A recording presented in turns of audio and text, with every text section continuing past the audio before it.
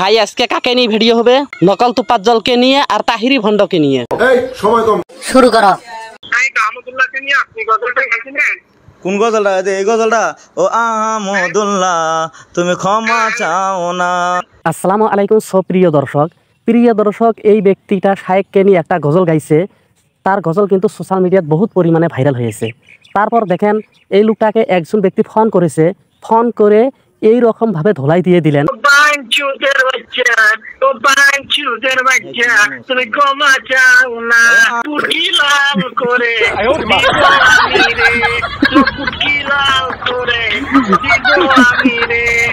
আমার মনে হইতেছে এই ভণ্ডর ইমানই নেই।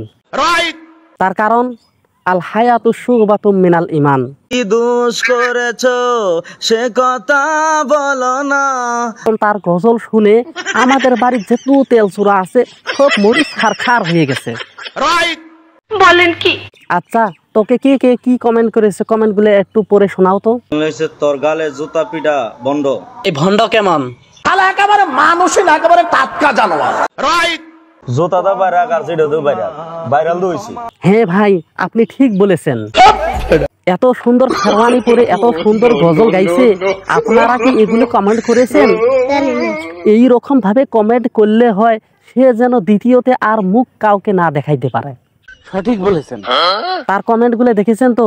তাকে কমেন্ট করে তাকে জুতার বাড়ি দিতে চেয়েছে, তাকে স্যান্ডেলের বাড়ি দিতে চেয়েছে, স্যান্ডেলের মালা দিতে চেয়েছে, লাত্তি মেরতে চেয়েছে, ভণ্ড বলেছে, জানোয়ার বলেছে, গরু বলেছে, সব কিছু বলেছে। দর্শকেরা উচিত করেছে।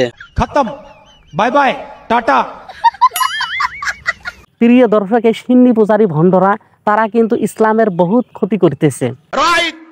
আপনারা তাদের থেকে সাবধান থাকবেন। প্রিয় দর্শক, আমার ভিডিওটা যদি আপনাদের কাছে ভালো লাগে আপনারা লাইক করবেন, শেয়ার করবেন, এমনকি সাবস্ক্রাইব করতে কিন্তু ভুলবেন না।